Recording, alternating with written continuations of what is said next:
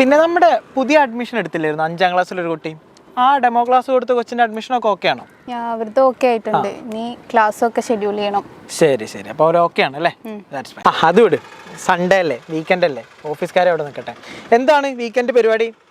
എന്ത് പരിപാടി? പ്രത്യേകിച്ചൊന്നുമില്ല. നോക്ക് എന്തായാലും ഈ പുഴക്ക്.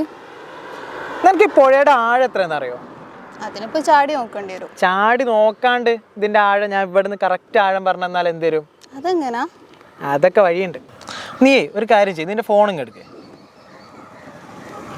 എന്നിട്ട് അതിനകത്ത് ടൈമർ ഓൺ ആക്കിക്കുക. Timer okay. ഇനി ഒരു കല്ല്, ഞാൻ ഈ കല്ല് ഇവിടെ അങ്ങനെ പിടിക്കാം. ഞാൻ അത് കറക്റ്റ് വെള്ളത്തിലോട്ട് ഇടും. അപ്പം നീ ടൈമർ കറക്റ്റ് ഓൺ ആക്കണം. എന്നിട്ട് വെള്ളത്തിൽ എപ്പോഴാണോ ഈ കല്ലെത്തുന്നത് അപ്പം കറക്റ്റ് ഓഫ് ആക്കും വേണം. ഓക്കെ ആണല്ലോ? നോക്കിക്കോ, ഇടാൻ പോവാണേ. ഓക്കെ ഓക്കെ, എത്തി. നോക്ക് കറക്റ്റ് എത്ര സെക്കൻഡായി ഇപ്പം?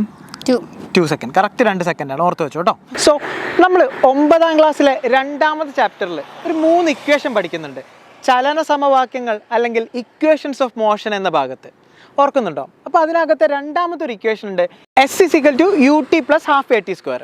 എസ് എന്ന് പറഞ്ഞാൽ മൊത്തത്തിലുള്ള ദൂരം ആണല്ലോ. പിന്നെ ut + ½ at². ut എന്ന് പറഞ്ഞാൽ എന്താ? u എന്ന് പറഞ്ഞാൽ ഇനീഷ്യൽ വെലോസിറ്റിയാണ്, നമ്മൾ ഇവിടുന്ന് ഇട്ട് തുടങ്ങുന്ന വെലോസിറ്റിയാണ്. അപ്പോൾ തുടങ്ങുമ്പോൾ ഇല്ല, അപ്പോൾ 0 ആണ്. അപ്പോൾ ut എന്നുള്ള ഫസ്റ്റ് ടേം എന്തായിപ്പോയി? 0 ആയിപ്പോയി. പിന്നെ എന്തുണ്ട്? ½ at² ഉണ്ട്. a എന്ന് പറഞ്ഞാൽ എന്താ? ആക്സിലറേഷൻ ആണല്ലോ. ഇവിടെ g ആണ്, നമ്മുടെ ഗ്രാവിറ്റിയാണ് വലിക്കുന്നത്. അപ്പോൾ നമ്മുടെ ഈ a എന്ന് പറഞ്ഞാൽ ആക്സിലറേഷൻ എന്നുള്ളത് നമ്മളെ എർത്ത് വലിക്കുന്നതായതുകൊണ്ട് g എന്ന് പറഞ്ഞാൽ എത്ര? 9.8 m/s². അത് നമുക്ക് അറിയുന്നതാണ് ആണല്ലോ. പിന്നെ നമുക്ക് ടി ആ വേണ്ടിയിരുന്നത്, ടി നമ്മൾ കണ്ടുപിടിച്ചു, എത്ര? 2 സെക്കൻഡാന്ന് കിട്ടി. ഇനി നേരെ ഇക്വേഷനെല്ലാം കൊടുത്തേ, S = ut + ½ at². ut എന്നുള്ളത് ക്യാൻസലായി പോയി. പിന്നെ ½ at², ½ ഇൻറ്റു a എന്ന് പറഞ്ഞാൽ 9.8 ആണ്, ഇൻറ്റു ടി എന്ന് പറഞ്ഞാൽ 2² ആണ്. 2² എന്ന് പറഞ്ഞാൽ 4, ½ ഇൻറ്റു 9.8 ഇൻറ്റു 4. അപ്പോൾ 2ഉം 4ഉം ക്യാൻസലായി പോയി, മുകളിലൊരു 2 ഉണ്ട്, ബാക്കി എന്തുണ്ട്?